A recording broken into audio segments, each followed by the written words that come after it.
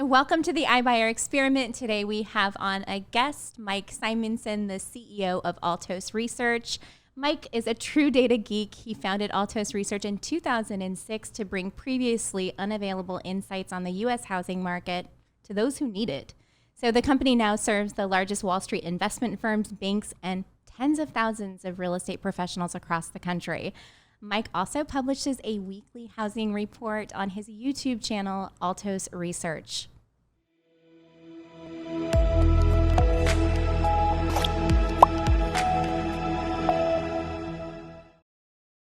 Oh, I'm so excited to have you here today. Welcome, Mike Simonsen.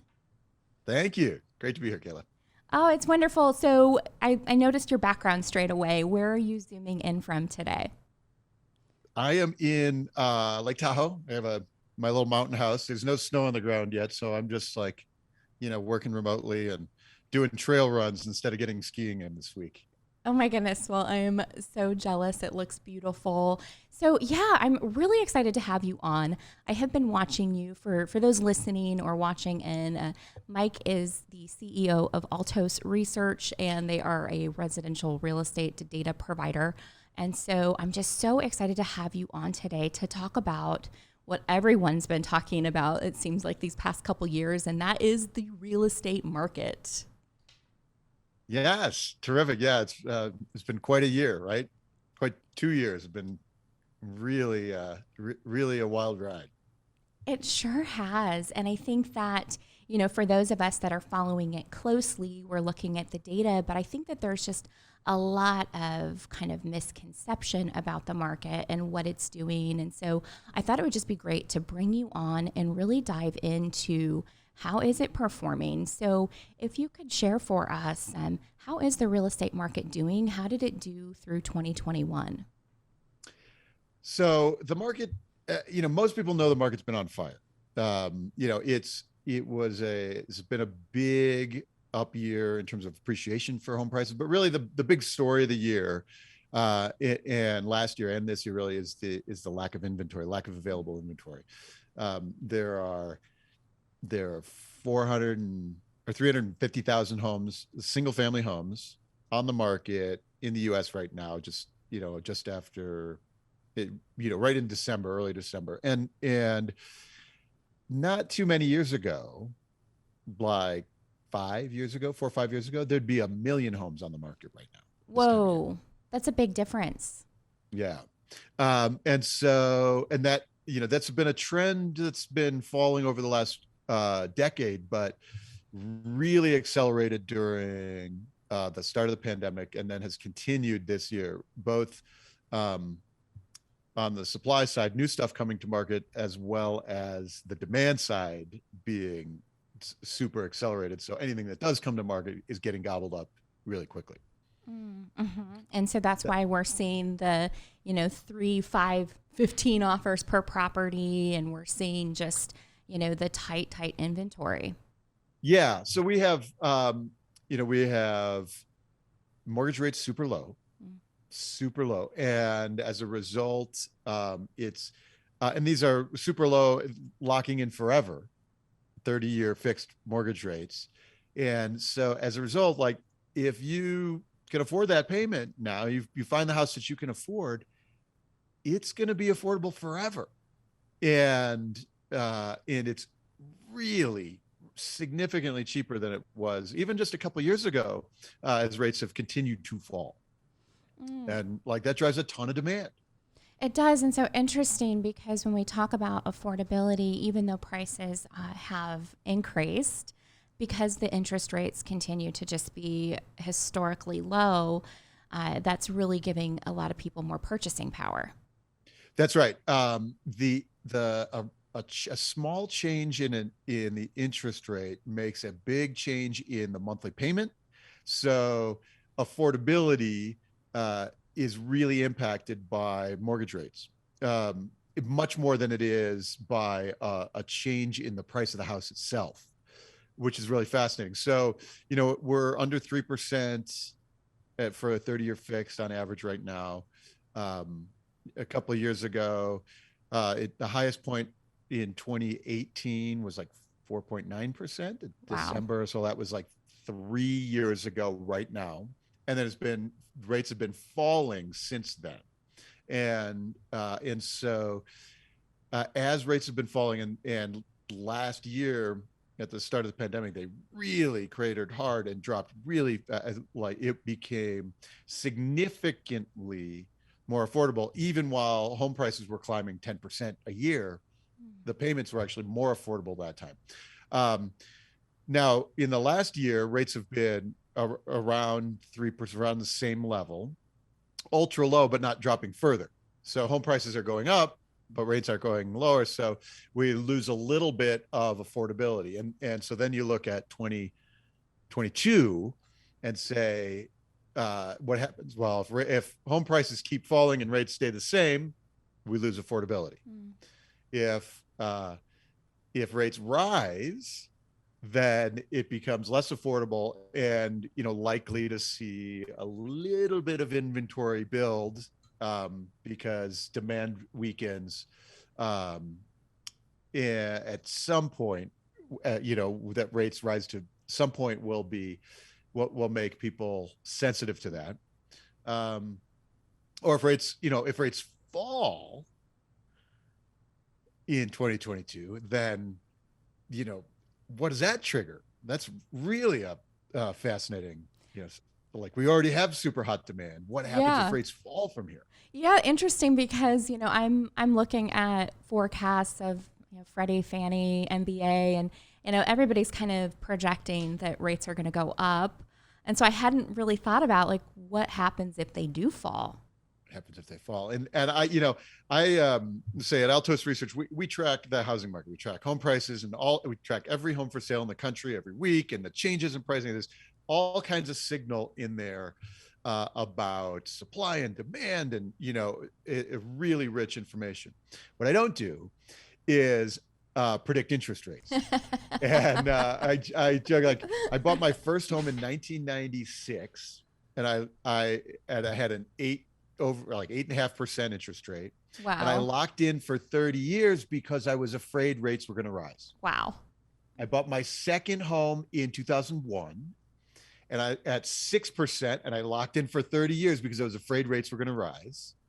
I bought my third home in 2015, and I locked in at 4.5% because I was afraid rates are going to rise. And then I've refinanced, and I locked in at whatever it was, 2.9%, because I'm afraid rates are going to rise. Like, I don't have any idea, and so for sure. I get that. Oh my goodness. That's funny, but you're right though. The rates have been just so amazing. And I think that obviously anyone that's selling real estate right now knows it's just hot. And you mentioned, and I saw you kind of cautiously said that we may see inventory go like a little bit up. What are you seeing as far as inventory? Let's talk about that. Homes available. You mentioned it's just really low. I think you said $300,000 or 400,000 homes. But what is inventory doing right now? And are we following like a typical seasonal pattern where maybe we have less inventory because it's the holiday season in the fall? What are your thoughts, and what are you seeing on inventory? So inventory is definitely seasonal. It peaks on June 30th typically, and the lowest point is the second week of January. Typically that year, each year, it's a very smooth cycle. What happened last year is that people kept buying right through the holidays, and so inventory never really peaked in 2020, and it just kept falling. People bought all the way through the pandemic, and so this year we hit the low point of inventory. Instead of being in January, we hit it April 30th, because people kept buying all the way, like really hot in January, February, and then we had a little bit of inventory climb in the summer. Which you'd normally have. Like, this is when the most properties come to market, and when you have the most transaction volume, all the things happen in the second quarter to peak inventory. Usually June 30th, July, that time frame. This year we didn't even hit the bottom until end of April. And so then inventory started building a little bit, and it looked like this fall, late summer, early fall, we'd start to get a little inventory build, maybe up back higher. What it seemed like in the last few weeks, 6 weeks or so, is that buyers are actually accelerating again. And so this week we had a pretty significant drop in inventory. It was the impact of the Thanksgiving holiday, which always has fewer homes, but so it'll rebound a little bit. But we are through Thanksgiving through New Year's, each week is always less inventory. People just aren't listing their houses the week before Christmas, right? Right. Typically. Right. So there is that seasonality, but what that means is that we're already this low, and it really looks like we're going to start 2022 lower than we did this year. So new record lows. Wow. And there's really no signs of any surge in inventory. Like there's no place that new inventory is going to come from. If mortgage rates rise, then it becomes less affordable. One of the reasons that we have so low inventory right now is because with low rates, it's really affordable to hold on to my first house when I buy my second house. Mm-hmm. Now I have an investment property. Right. I can have 2 homes at 3% instead of 1 home at 4.5%. And so now I have and we've been doing this. We've taken 8 million homes out of the resale stock and turned it into investment properties over the last decade. 8 million of them. 8 million of the housing stock. And just to give us an idea, how many homes represent the U.S. housing stock? Well, you could think of 100 million homes in total, give or take, depending on how you measure. But then, so taking 8 million of those, wow, and turning them from being able to resell to be able to be rental properties. And so each year we lose about 10% of our inventory each year to investment properties. Okay. And then during the pandemic, it accelerated. So now we're in this super low place. Now everybody has these investment properties, and most of those investors are individuals, not big institutions, right? 90% of them are held by people who own 1 to 4 homes, 1 to 4 investment properties. So your mom and pop investor. Mom and pop investors. And it's been a really good deal. Okay. Because it's so cheap, right? Right. So there's no sign of these of flooding into the market. We had the mortgage forbearance process. So these were people who were impacted by the pandemic, who didn't or had the option of not paying their mortgage. And a year and a half ago, when we rolled into the pandemic, there were 7 million people who opted into this forbearance process. And at the time, we were wondering, what's going to happen when they have to start paying again? Right.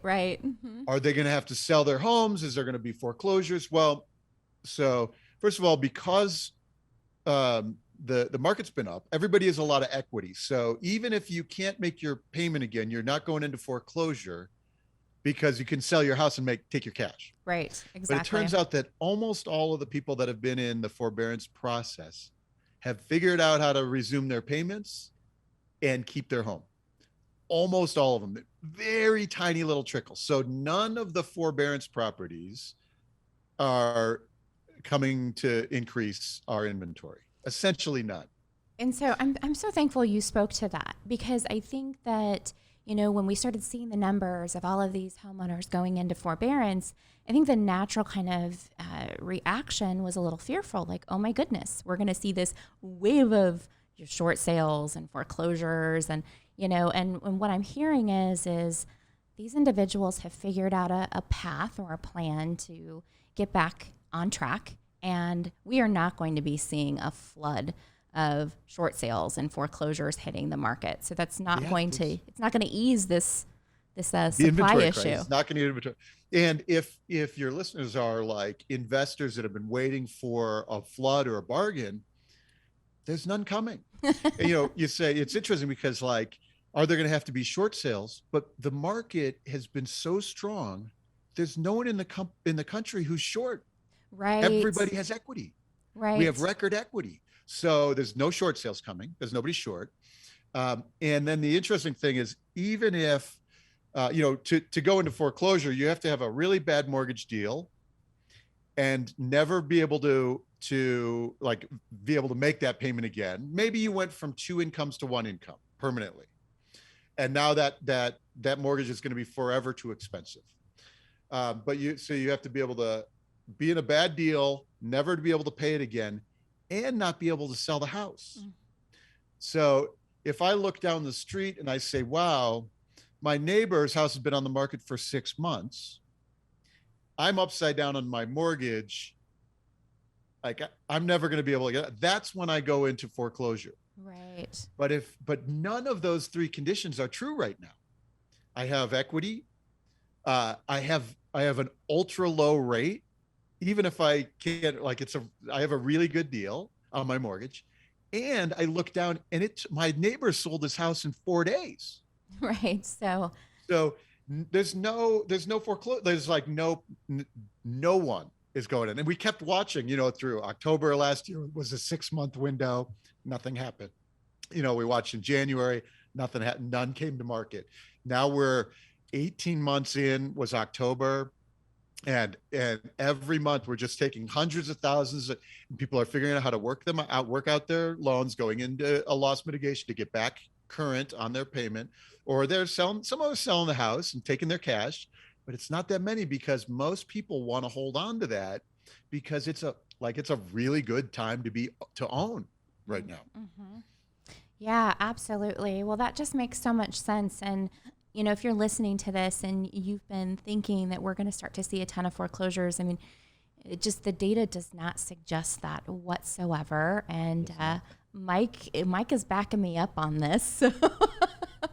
But that's good. That's good news. And I think that as we look to 2022, we can't predict, right? We don't know what the rates are going to do and all of that. But I think that given kind of your landscape and what you see and do on a daily basis, what are your thoughts? What are you seeing as kind of the early predictions for next year?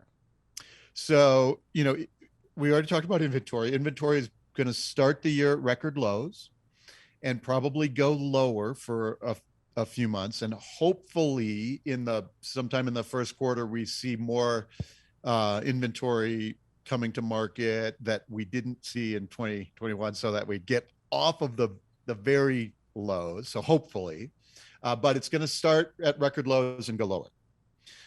That's number one. So record low supply. We can already see indicators of demand. For example, when we track every home for sale in the country every week, we also track things like the percentage of homes that have taken a price cut. And so there's always some homes on the market that take a price cut. They're overpriced. Sometimes that's intentional. Sure, yeah. Sometimes it's accidental, but there's always some. And nationally, it's about 35% is normal. So a third of homes they list and they take a cut before they sell. And so if that's 35% is normal, when the market's really hot, some people are overpricing and they get their offers because there's like multiple bids. And so they never had to take a price cut. So now in a hot market, only maybe 25% need to take a cut when 35% is normal, but only 25% have to take a cut because the market's hot. So we can measure demand in places like price reductions. So then what happened was the beginning of this year, price reductions nationally was like 15%, at the peak of the frenzy in April and May this year, when there's all the offers going on and the peak of the craziness, you could see it. You could see it and measure it in price reductions. Wow. So it went from 35, which is just, you said normal to like 15. Yeah. So it was basically almost nobody had to take a price cut. No matter how nuts you priced it, you were getting your offer. That cooled off a bit this fall, and it was encouraging, right? It was like, it's like, that's not a healthy market. Right. It's not good for buyers. It's not good for sellers because, that all kinds of weird things happen. Sure. Yes. It is so it's nice to see that cool off a bit. But what's interesting is, so now we've peaked the year, this year now at about 27. We're down to 25 or 26% right now with price reductions, and it's falling. It'll fall through the first quarter as the market starts to heat up again for the spring. And so what this tells us is that our demand that we can see now, that this is demand for properties that have not yet sold. So that's on the market now. And if it doesn't get an offer, it takes a price cut in December, it gets an offer in January, it closes in February. So these are sales that would happen in February, for example. Okay. Or maybe there's a sales that will happen in January if it's on the market now and it gets an offer and it closes in January. So, but really these are, what we can see is we can already see the demand. And if they're not taking price cuts now, that means the transaction price that closes in February is going to be elevated. If they were taking price cuts now, that means that the transaction price in February is going to have to come down a little bit. And so what we can see is we've already crested at 27% with price reductions, lower than normal. So we can already see this high demand rolling straight into the first quarter. So we can measure already record low supply and not as crazy, like a little less than last December in that crazy demand time, but still strong demand. So we're walking in record low supply, strong demand is already how we're set up for the first and second quarter. And if, for example, mortgage rates started rising and cooled demand, that's going to take several months before that works its way through the system. So it takes several months for mortgage rates to rise to something that people start being scared. And then they have to start backing off. So that, like, it's probably 6 months. If rates started rising today, it's probably 6 months before you feel it in the market. So we can already see like this tight supply, strong demand through probably the second quarter. Well, that's a really interesting perspective, and oh my goodness, thank you so much for sharing that. So, just the information that you have access to, and being able to see those trends and see where it's headed, and also, I think another thing that you just shared, which is really important, I hope you're getting this, is that if we do start to see some change in the market, it's not going to happen overnight, right? We're going to see some gradual change, and it's going to happen over time. And so I think you're right. I mean, from everything we're seeing, I'm in the Phoenix, Arizona market, so we're very strong. And I like that you said it's not going to be quite as crazy as last year because that was, yeah, right. That was just really intense, especially for buyers agents. Anyone out there working with buyers just really was, I mean, getting beat up left and right. And so I like that maybe it's not going to be as crazy, but obviously I love that it's still predicted to be a very strong real estate market, of course.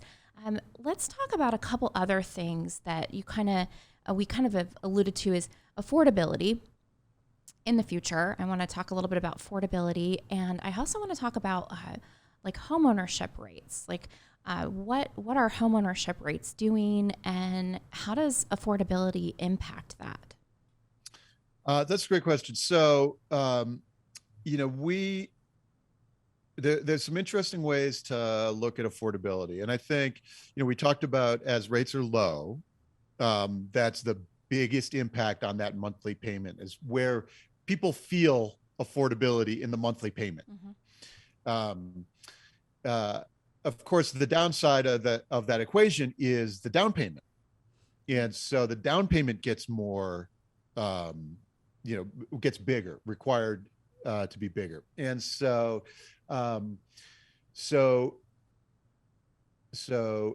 if home prices have, had a 10 or 11% gain in 2020, another 10% gain in 2021, if we look at another 10% gain in 2022, like that's a big deal. And it's really a big deal for, the down payment for people. What we've, so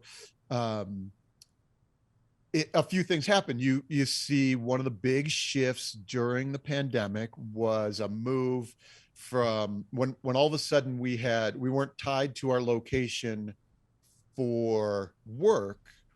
There was a move to a lot of remote locations. We called them the Zoom towns. Okay. My friend Connor Sen, as a columnist at Bloomberg, and he coined this phrase, Zoom towns. Right? We could live in Tahoe and work remote, or Boise, Idaho had a massive year as people, Crazy. Like fled out of LA. 47% appreciation or something crazy like that. Crazy.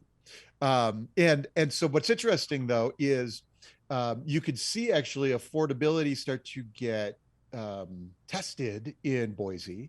What we could see right now is price reductions in Boise are back up to a kind of a normal level. Okay. So earlier in the year, remember 35% is normal. Right. Boise, it's normally a little higher than that, like 40%. Okay. Just because of the nature of the market. But earlier in the year, the low in Boise was like 6%. Whoa. And so, you were getting this, like, people coming in from LA saying, I'll just take whatever. And it doesn't matter because coming out of LA, Boise is super cheap. And like, I can overpay and it doesn't matter. But there is a point at which that, like, the migration slows and now you're selling to local. And so there is some moderation that we can see, for example, in Boise. And that's likely a function of affordability. All of a sudden, you don't have to be if you're in Boise, you only have to be affordable to people buying from LA. That's a very different equation than being affordable to the locals. Yes, absolutely. So a lot of dynamics that are playing into this, and interesting, as I'm thinking through this Zoom town analogy, that's great, by the way, I love it. Do you see a point where some of these markets that were just inundated with people from out of state, do you see these markets like Boise and maybe like Phoenix, do you see some of these markets kind of have a little bit of a correction? Maybe these people come here and they decide, oh my gosh, what am I going to do in Boise? And, and then they move. And so then at that point, do you think that maybe that's on the horizon in some of these markets? So it could be.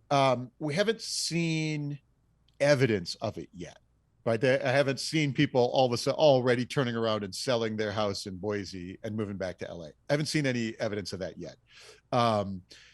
But it certainly could be like that. That was it's like it seemed like a good idea to get a puppy during the pandemic too, right? And all of a sudden it's not such a good idea anymore, right? Yeah. You could definitely see how that could happen. And it's something we try to keep our eyes out for. It hasn't been any evidence of it yet. It's probably too early, but it'll be fascinating to see what happens with job growth in the next 5 years. If Boise feels like great opportunity, or Phoenix feels like great opportunity, then people will stay. If it feels like they say, well, I got my tech job in San Francisco and I really want to be back in the office in San Francisco, maybe there is a reverse migration at the time. We haven't seen it yet, but maybe. Interesting stuff for sure. Well, I want to talk a little bit about how you serve the real estate community, because I know you guys have amazing things at Altos Research. And kind of funny little thing, I was talking with my video guy, Curtis, before, and I kept telling him I was going to be podcasting with Mike at Altos Research, and he thought I was saying all toast research. And so he said he went on to Google and even Googled that. But so it's Altos Research. That's right. So share with us a little bit about what you do and how you can serve our community. Yeah, so Altos, we track the whole country. We do real-time market data. So we track every home for sale every week, and then we bubble up the analytics and we publish those. So every zip code in the country. And then for realtors and brokers and other related people in the space, we brand that for you. So it's your Scottsdale market report, it's Kayla's market report, and it helps you reach your clients with the information, like what's happening in the market right now. And we're in this place where everybody's afraid of what's going on. Is the like, am I buying at the peak? Is it going to crash? Mm-hmm. Is it going to go up from here? Is it going to be too hard for me to buy? Like, everybody's afraid, whether you're a buyer or a seller, like all of the things. It's true. And the data is how we combat the fear. Mm-hmm. And so so we put the information in your hands, and in their hands, your client's hands, so that you can nurture that relationship over time. You are the one providing the data. You can help reach new people. They say you hand it to your video guy, and he looks at it and he says, "Oh, I now have Kayla's market report." And I can see, so now he's in the lead funnel, the relationship. So that's what we do. So we do the data, but most importantly, we help you reach your clients, your people, your sphere, in a way that makes you the expert, helps you help the questions that they have.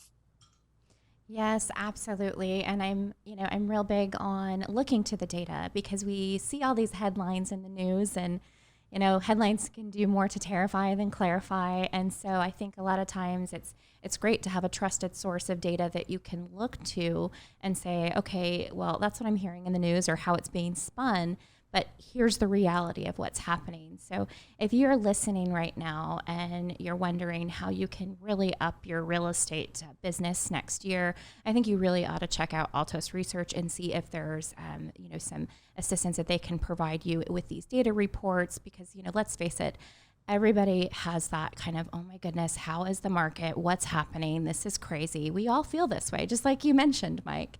And so I think when you can have that trusted source, and for those of you that follow me or on my coaching calls, I'm looking to Mike. He's kind of our go-to as far as what we're looking to in the data that we're looking at. So, Mike, I just want to say thank you so much for being here with us today. I would love to have you back on. I just feel like there's so much value that you can continue to share with us, but also, I know that you do a lot of podcasts and webinars regarding the market. So share with us how we can follow you and stay tuned to what you're doing. Great. Well, altosresearch.com, and you can connect with the team there and get your local reports and work that way. You can find me on Twitter. So Mike Simonsen on Twitter.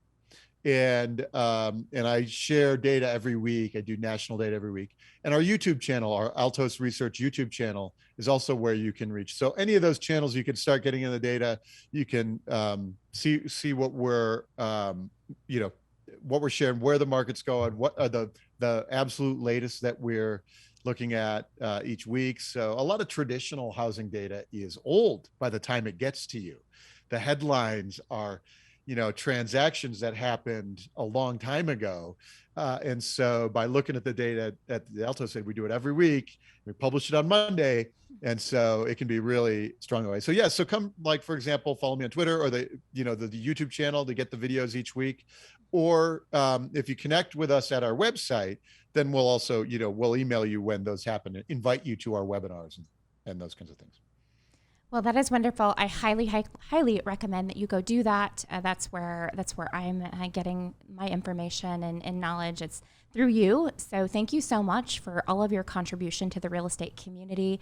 And of course, thank you so much for being on here on the iBuyer Experiment. We appreciate you.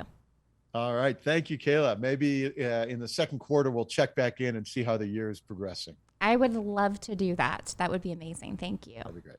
Okay.